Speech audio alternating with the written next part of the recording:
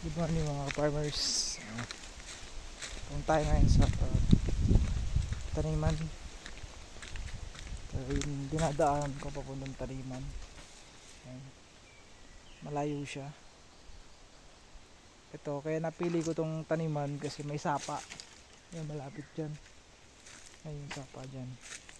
Kadugtong nito yung irrigation dito sa ibang barangay. Ito, kabilang barangay namin sa tinitiran ko. So malayo-layo ng konti. So yung tiyagaan lang talaga. Kasi okay naman yung source ng tubig. Kayang supplyan yung pangangailangan ng mga tanim. Kaya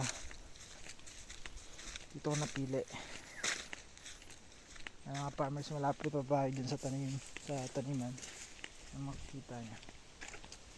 Makahoy. Yung makahoy.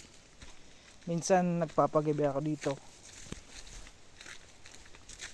Ay kailangan baka mamaya iba yung mag-harvest ng mga bunga ng tanim natin, mahirap na, baka di makabawi sa puhunan. So ito yung araw-araw kong routines na hapon, yun, gabi, umaga, yun ang ginagawa ko. Ito malapit tayo. Yan, kita nyo yun, doon. Yan na yun, pabundok siya. So yan, papunta. Ngayon gagawin namin, schedule ngayon ang pagdidilig dito sa ampalaya tsaka sa talong. Namin. So sana wala rin tayo. So far sa ngayon okay naman yung harvest natin, madami. Yan, dito na tayo ampalayahan. So yung proseso nito hindi ko pinakita, hindi ko binidyohan kasi grabe yung struggle ko. Akala ko hindi ko magagawa, hindi ko alam mo yun, kasi dun sa tinataniman ko dun sa lupa ng kapatid ko, ang dami kong struggle dun. Kahit inaral ko ng inaral sa sabi ko yun, nalaman ko dito may kulang pa pala sa ginagawa ko na paglaland preparation. So dito naging okay, naging successful. First na na nangupahan ako ng lupa, first time ko. So ayun, so far so good naman, thank you Lord. Ayan. Dito na tayo. So mamaya papakita ko sa inyo kung paano kayo mag set up ng water pump. Diyan tayo.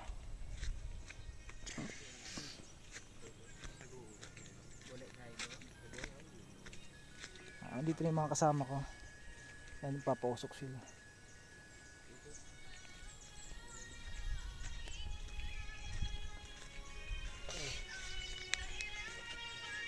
Talong pa raw rin? Maglinis, ha? Talong? Oh. O, dabo. Ito change oil ng water pump. Yung mga tropahan natin dyan. Bago patiga, saraw tayo na rosing na yun. Kasi mga nasa 3 months na rin na hindi na change oil yung water pump na gamit natin dito. Iba na yung yung langis niya siya na maitim. Tamang sound trip yung tatlong kasama ko dito. Malalakas yan. Ganyan talaga yan, malakas kumain. May time kami dito ng okra, konti lang, ng 3 lang. Tinesting ko lang din.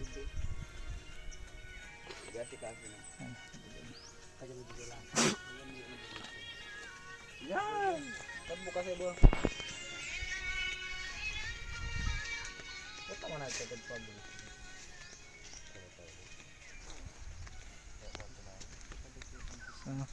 Ang gagawin namin ngayon, muna magpapatubig muna dito. Yan dyan sa tub. Gagawin niyang gravity. Papahigop lang. Pero yung dulo niyan, nandun sa dulo. Kasi pababa ito, pababa. Punta doon. Yan. Tapos, pagkatapos dito magpatubig, doon naman sa taas, sa talong. Yun yung ano na yun. Yung drum. Doon naman kami sa magpapatubig. So, bali doon okay lang naman. Kahit walang tao, bubuksan lang. Left and right lang yung bukas ng mga ano. Makikita nyo dito yung kung paano. Papakita ko po yung kung paano set up yung pag drip namin. Ay, ito yung akyatang pataas. Nandun.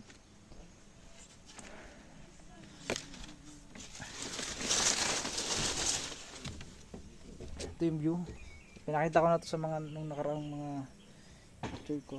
Ganda dito, maliwalas. Ito yung drum. Bali 4 lang yan. Pero okay na rin. Sumasapat na. So bali tinitingnan lang. Itong 4 na drum na ubos lang sa kalahating mga ilang row lang. So bali yung talungan dito namin ano tawag dito double row, naka double row kami, kaya ano nakakailang patubig kami bago matapos yung pagdidrip. Mga farmers, papakita ko sa inyo yung kung paano yung gumana yung drip irrigation. So banda dito medyo madamo pero okay lang naman yan base sa obserbasyon ko at sa mga nakita ko dati. Okay lang naman may damo at pag mainit, pero pag sa tag-ulan kasi medyo ano siya, mabilis tumubo, kaya yun napagdesisyonan ko yung dito lang. So tumubo na naman siya. Yan, dinamo na namin yan mano-mano, kaso yun tumubo. Dito tayo sa talungan, pakita ko sa inyo yung drip irrigation dito. Ito yung drip hose, pinakita ko na rin to yung sa mga nakaraang post ko, pero hindi ko na ano ko lang, parang plinex ko lang yung flexi.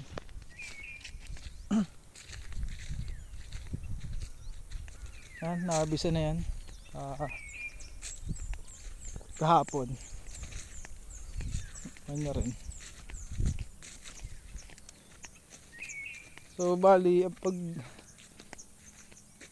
setup namin ito, itong banda dito, itong side na to, yan kung nakita nyo, yung side na yan, yan lang muna bubuksan, namin. Tapos mga ilang karga doon naman sa kabila, sa kaliwa naman. Bali left and right lang, kasi ito naka double row naman tong ano, talungan to. Base sa obserbasyon ko, okay naman gamit namin yung drip sa talungan, maayos naman siya, hindi naman na tawag dito, hindi man ninigas yung dahon. So ibig sabihin nasusupply naman ng maganda yung ano ng tubig, nakakainom naman siya ng maayos. Yun lang po sa obserbasyon ko. Pero may mga baluktot din, siguro saan na lang yan, sa pagbibigay natin ng pakain, medyo kulang siguro. Kaya ngayon magdadagdag tayo kasi yung harvest medyo madami kumpara ko, base sa ano ko, akala ko hindi aabot sa ganung kilo. Naka ano tayo, 300 plus, okay na rin. Sana mga ilang harvest pa makabawi na tayo. Thank you Lord. Kasi malaki-laki rin yung puhunan, hindi ko in-expect na ganun kalaki yung puhunan na maano magagastos. Kaya naman dito taga doon. Ganun ba si Kuya Marlon? Oo, ganito. Ito yung mini kubo. Iniistakan namin ng mga ano. Ayan. Kasama yun sa gastos dito sa taniman ng gulay. Ngayon sa ingan, konti lang, kahoy lang. Chill lang muna. Papakita sa inyo yung pag-setup ng water pump.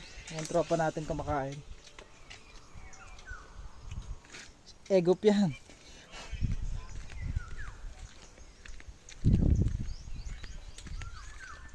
Subalit ito pababa. Nabulusok.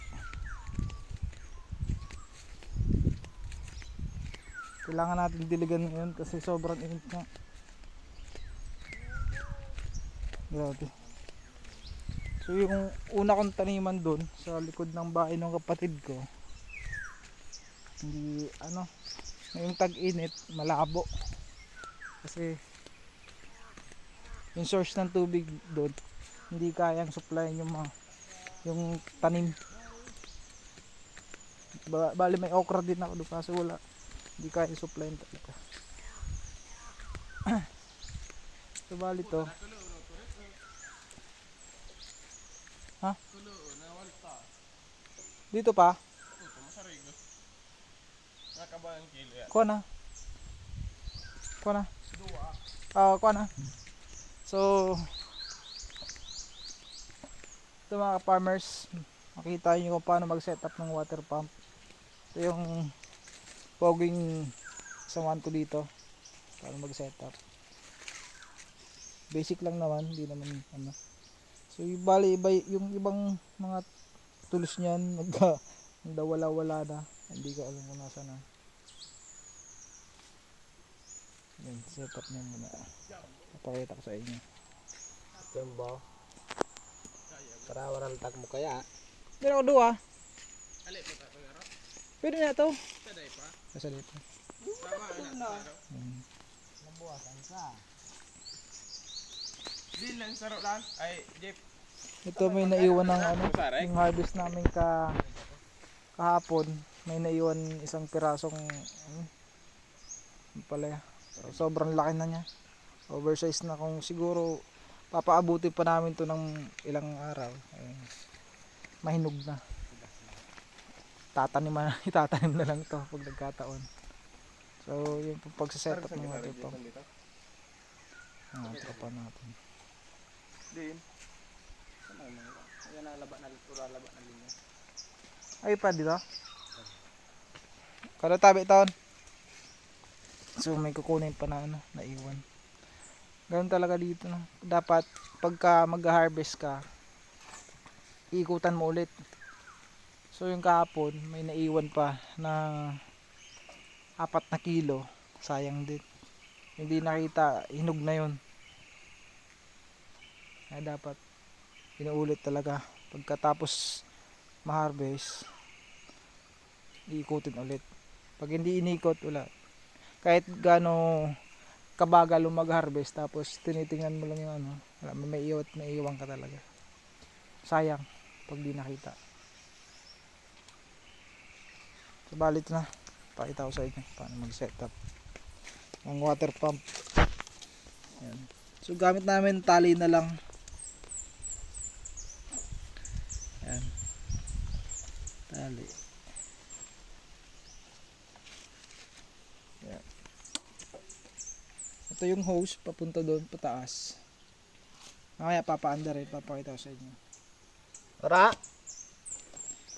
Tapos ito yung yung sapa. Ang ginawa namin dyan, hinarangan namin dyan banda para yung tubig dumami doon. Kasi nung pinahigop namin na hindi na masyadong umuulan, di kaya, nawawala ng tubig, nahihibas. So yun na yung resulta ng ginawa namin ngayon. Okay na.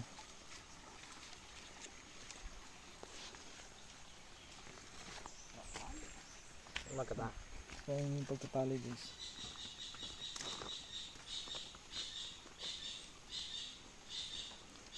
Kulang, wala naman yung trigger. Kulang pa dito. Yan. Kulang ba kaya? Alam mo. Nublihan mo yung jeep kasi mo naman. Iya kaya. Buang interior. Ito mga pa yan. Magasap ko yan ah. Ay, di dapat saro sana. Tama ya, di jeep.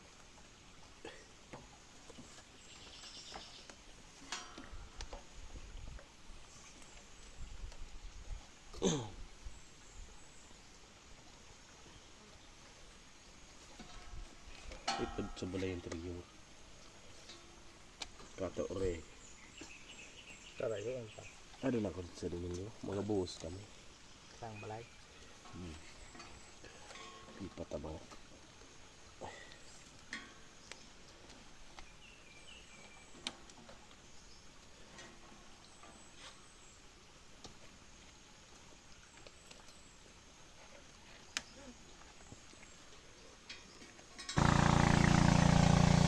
Ayan mga farmers, ang buga.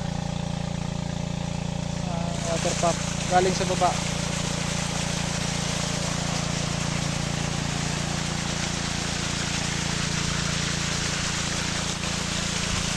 Malakas naman.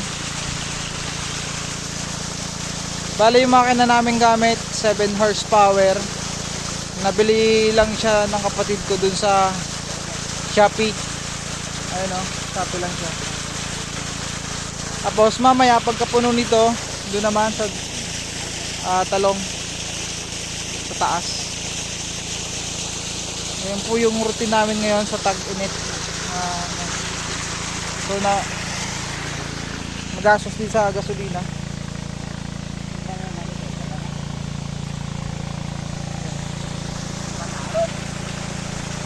Pero room yan.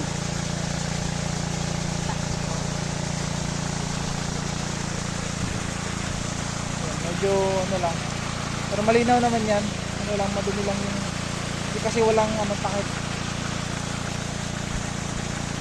So bali lang po, yun lang po muna mga farmers, susunod ulit.